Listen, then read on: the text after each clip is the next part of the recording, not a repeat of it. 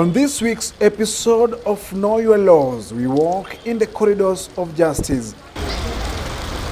We interrogate the newest development in the structure of the Kenyan judiciary, the Small Claims Court, a basic type of court established under the Small Claims Act of 2016 and later implemented under the Amendment Bill of 2020 that was signed by President Uhuru Kenyatta and began its operation on April 27th of 2021, its inception in the Kenyan justice system, seen as a solution to delayed justice. In addition, the aim of the Small Claims Court is to reduce existing backlog of cases in the Kenyan courts by providing solution to small claim matters. With its first court incepted in Nairobi County, the Small Claim Court has widely spread all over the country. However, little is known about this court, and that's our focus on this episode.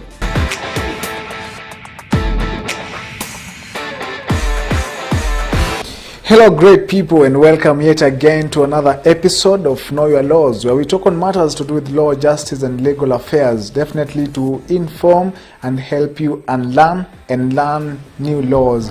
Maybe perhaps have come across the name small courts but not understood what really it means. But this is an episode to help you understand what the small courts operation in Kenya means in regards to dispute between two people. Every time people run to the court, but to make it simple and straightforward, the judiciary and the Kenyan government has introduced the small courts to help you have a solution on your small matters, and that is our focus on this week's episode. And to help me in that talk is the advocate of the High Court of Kenya, Colin Sogutu. Welcome back again to the program. Thank you very much for inviting me back, and as always I appreciate being here and dispensing information that will be helpful to the general public. In this instance, we are here to talk about the Small Claims Court, which is a court that is very close to the advocates in this republic. Mm-hmm. Yes. And just to begin it straightforward, the Small Claims Court is not something that is so popular. People maybe perhaps have come across it, but not understood what really it is. So we begin here. What are the Small Claims Court? Because everyone knows the court. Now, the Small Claims Court are a recent development in the judicial system in our country. The courts in Kenya have a certain hierarchy, whereby we begin with the apex court, the highest court, which is the Supreme Court, followed closely by the Court of Appeal and the High Court and the Environment Court. Then basically, it's good to mention that the environment courts are also at the same level as the High Court. Mm-hmm. Then we have the Magistrates Court and now the Small Claims Court. Mm-hmm. By virtue of the fact that it's the lowest on this hierarchy doesn't mean that it has the least jobs. It basically means that it allows people at the small claims level more review opportunity going with the courts up. Mm-hmm. So basically, like I've mentioned, it's a new development.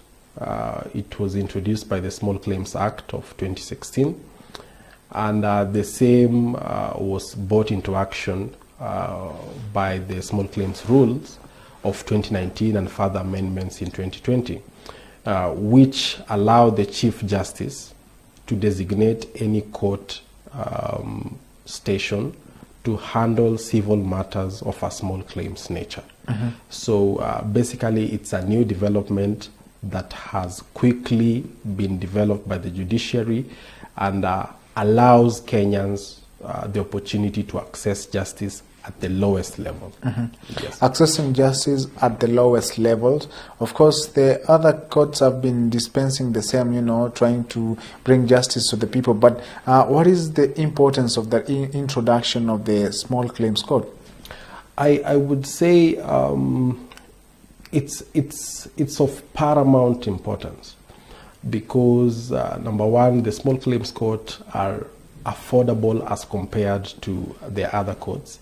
At the same time, the rules of practice within the courts are more adjustable to the common mwananchi. So, and the timelines in relation to matters which are brought to the small claims court are also more accommodative for, let's say, business people or individuals who have had civil disputes. Because it is important also to note that the small claims court does not handle criminal matters or matters in relation to land. It just handles civil disputes, for instance, matters of personal injury, contractual disputes between parties. And also another important thing is that this small claims court handles matters of 1 million and under. I think I've put it the right way. Any matter that is beyond 1 million can be taken to a court of a similar monetary jurisdiction, which is now the magistrate's court. Any matter 1 million and below can be handled at the small claims court. Yes. So we're talking about a court that now has come in to handle the petty matters that have initially been handled by the senior courts. So for anyone perhaps who would be watching right now and wondering, I might be having this particular case. Does it suit the small courts, small claims court, or should I just proceed with the normal way? So, what are some of the cases that perhaps are being expected at the small claims court, and so far that have been handled by the small claims court?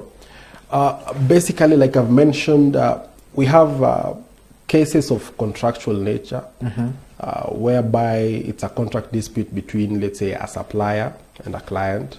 For instance, a supplier has supplied goods or services to a client, and the client has refused to pay, or vice versa. As long as the subject matter, the monetary subject matter, does not go beyond 1 million, then a claim can be made at the small claims court. Another instance is personal injury matters. For instance, rundown issues whereby somebody has been knocked by a motor vehicle or a motorcycle. Compensation with regard to the same can be brought to the small claims court. Another instance is debt collection or money owing to an individual or a company, whereby you've given money to, let's say, a friend or an individual or a company, and the payback has not been forthcoming. The same can be taken to the small claims court. So it can handle basically all these civil matters that before were being taken to the magistrate's court, but now the caveat is that it has to be within the 1 million monetary jurisdiction. Yes. Now let's start here. Someone has a small claims related case, and they need to present it to the court. We understand the normal procedure of having your case heard in the senior courts. So if a person wants to present their case in the small claims court, where do they begin? What is the process of the entire jurisdiction?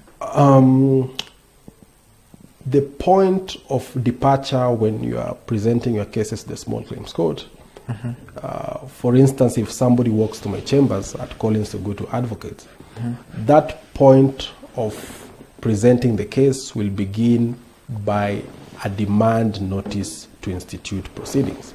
And these demand notices, for instance, are basically demand letters, whereby I'll write a demand letter on behalf of the client to the other party, making claims that the party owes my client so and so such an amount.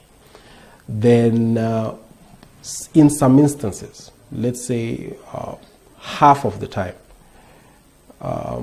the demand letter is usually followed by a reply or a response for the party from, let's say, let me call them the respondent in this instance. They will make a response to either deny or accept that they owe such an amount to our client. So if they accept the same, then we can bring them to the table and agree on a payment plan between the two parties so that the issue can be solved out of court. If they deny, they might give their grounds on the same. Then from this instance of us having this demand notice, the same accompanied by the statement of my client. Now in this instance it will be a witness statement, will be used to now file the statement of claim at the small claims court, because now that is the first document that we proceed with to the court. Now the statement of claim accompanied by the affidavits for my client. Now all these statements will be together with the evidence that my client intends to rely on to show that the other party owes them such an amount. So all these statements form a bundle that is now presented to the small claims court for the case to proceed. Yes. And once they're presented to the court, we proceed to the hearing of the case. Yes. So just as we dwell on the hearing of the case at the small claims court, who sits in as a judge, a magistrate in the small claims court? The small claims court have persons who are appointed by the Chief Justice, who are called adjudicators. These adjudicators now sit in to listen to the cases for the parties in the small claims court. Yes. Now for the magistrates court, we have the magistrates, and proceeding to the high court, we have the judges and proceeding. So for the small claims court, it's not either a magistrate or a judge who sits in, it's an adjudicator appointed by the Chief Justice. Yes. An appropriate person to listen into the claims. Yes. All right, so we proceed to the hearing. Well, how is the process of the hearing process at the small claims court as compared to the other courts? Yes. I would like to mention that I've had the privilege to represent claimants in the small claims court, and at the same time represent respondents in the small claims court. So I've been on both sides of the divide.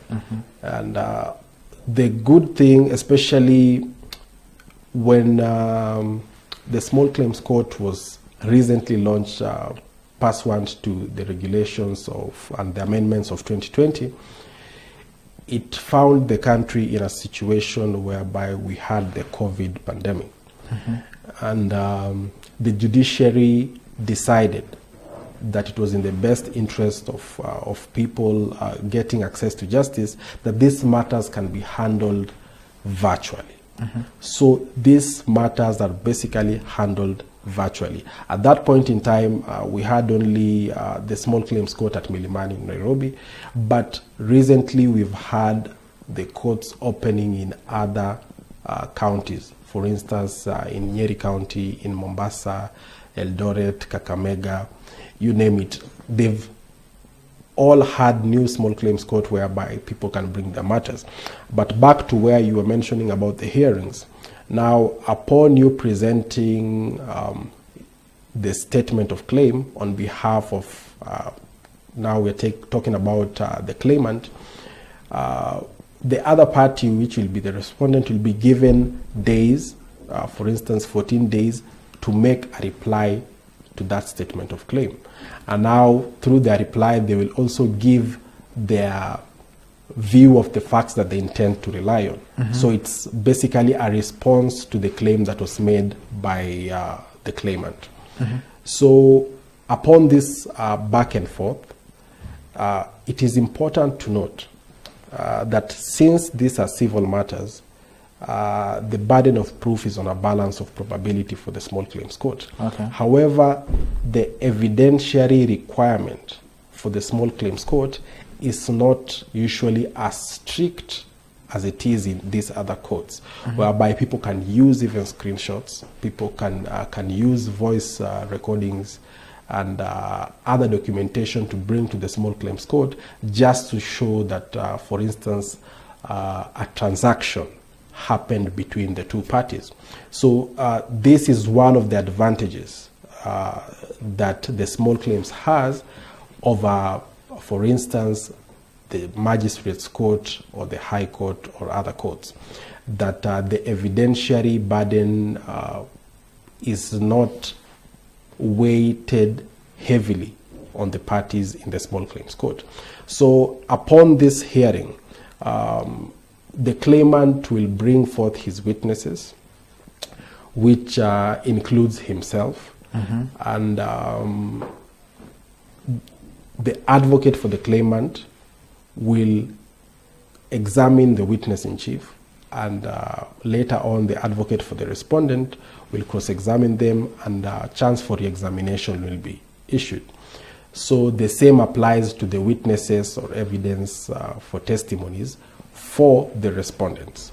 So both parties will have a fair share of their time in court. Pursuant to all this, the adjudicator will now sit down and look at the case brought forward by both parties.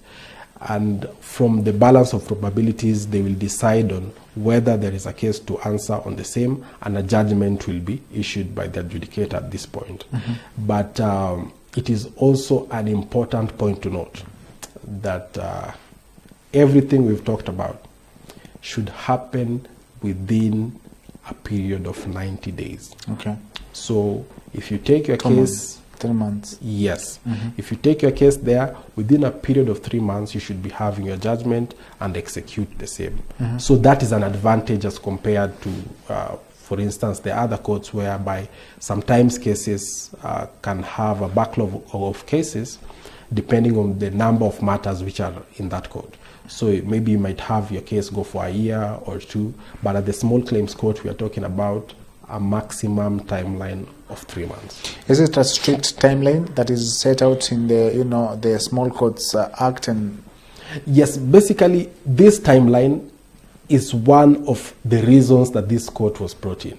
Okay. To ease the burden that is there in the magistrate courts. So it takes away some of the matters that would have otherwise been taken to the magistrate's court. And the time essence, the adjudicators usually insist that the delaying tactics that parties are known to go for, they are usually set aside in the small claims court, whereby, for instance, parties will ask for more time to go and gather more evidence. That's a no-no for the small claims court. It's basically, you come in fast, you prepare your documentation precisely, yes, before you come to the courts. Then when you're at the courts, the moment the statement of claim has been made and the response to the same, the hearing dates are immediately set, and the back and forth for the hearings are done, and a judgment is immediately issued within that time span of 90 days.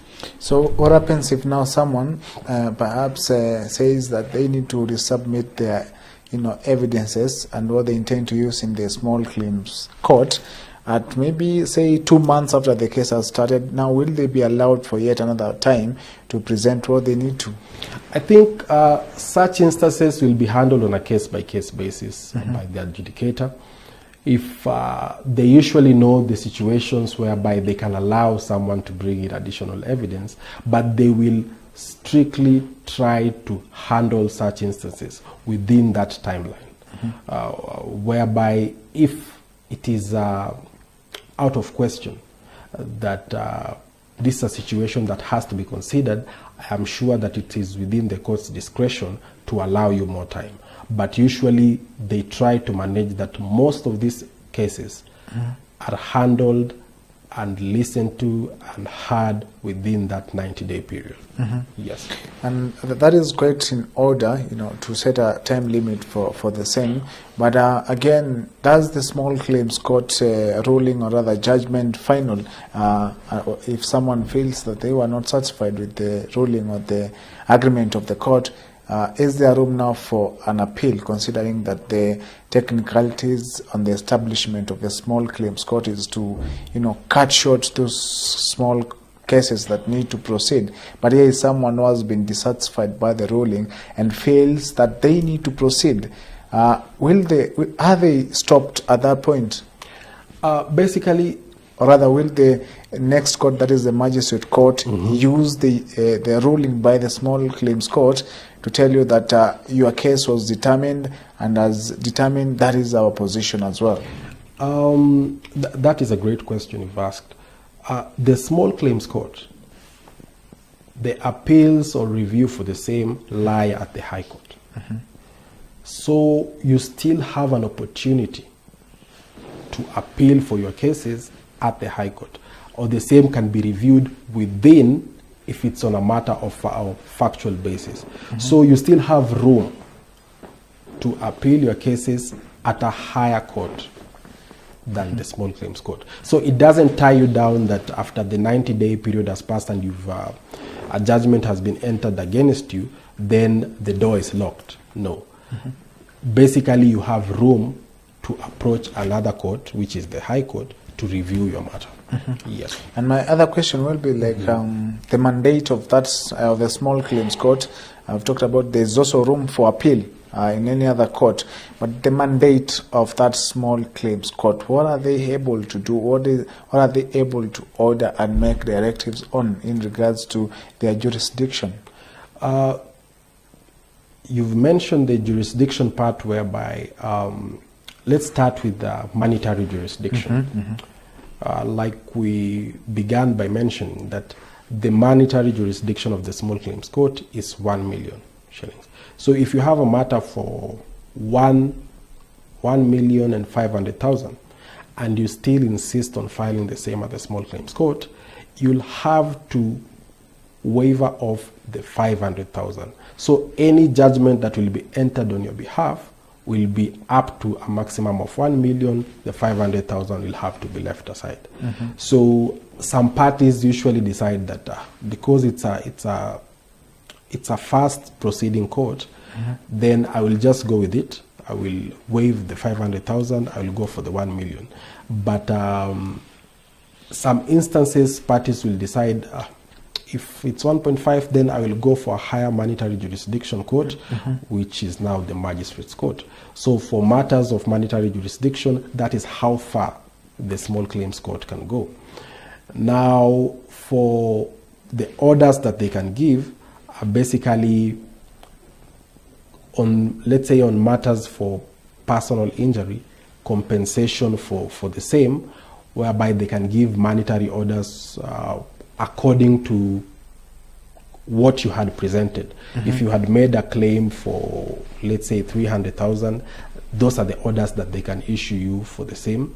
And these orders subsequently can be used.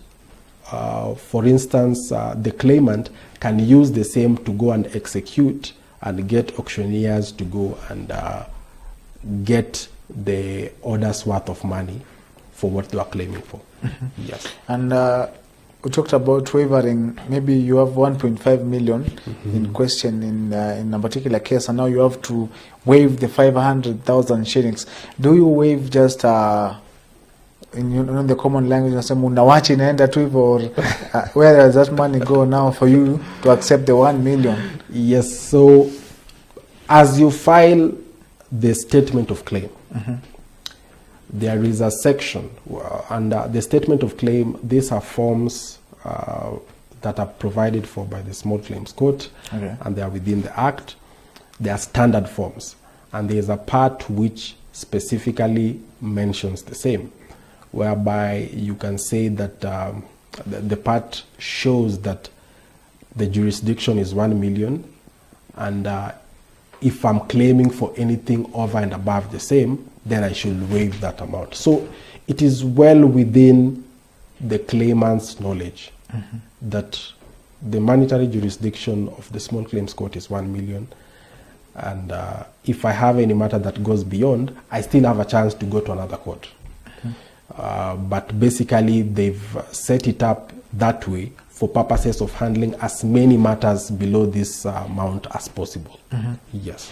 And talking about 1 million, for instance, you're claiming 1 million as as your case, and the court comes to reach you had 1.5 claim, but you waive for the 500,000, and then you are left with the 1 million that is the limit of the small claims court, and then the court comes into an agreement lastly that they have agreed to compensate you 500,000 out of the 1 million that you wanted, and now you say now that 500,000 I waived. Can you bring it back and add it to get to the 1 million? No. Are there such scenarios? No, I'm yet to see such a scenario, but I don't think the judgment can be retroactive, or is it retrospective on the same? Because at that point in time you have a specific claim that you made. Okay. Now the court will work on the specific claim that you made. It will not now act on your behalf to start making claims as the cases proceed. It will only act on that first claim that you made. If it was for 1 million, if it was for 500,000, that is what will be decided by the court. So anything that comes after that, that's a new case. Yes. And now, as we also conclude this particular segment, we've talked about everything entailing the small claims court, right from the technicalities and what can be heard and not heard. What will be your final submissions to anyone who is perhaps having a case and fails, taking it to the small claims court would not bring the best out of what he or she wants? One of the basic things that I inform my clients when they walk in, whether they are claimant or they are respondent, is that these small claims courts are very important and paramount courts in this country. And the whole essence of us bringing cases to these courts are for them to be handled faster, and at the same time, the procedural technicalities that are associated with other courts are not part of the small claims court. So it will be faster, and you can bring in all the evidence that you required, which probably would have gotten you in problem in other courts. So these are fast, reliable, efficient, and user-friendly courts. That is what I can say about the small claims court. Okay. And I really applaud the judiciary and the Deputy Chief Justice and the Chief Justice in particular for bringing these courts to life, because access to justice is now a reality.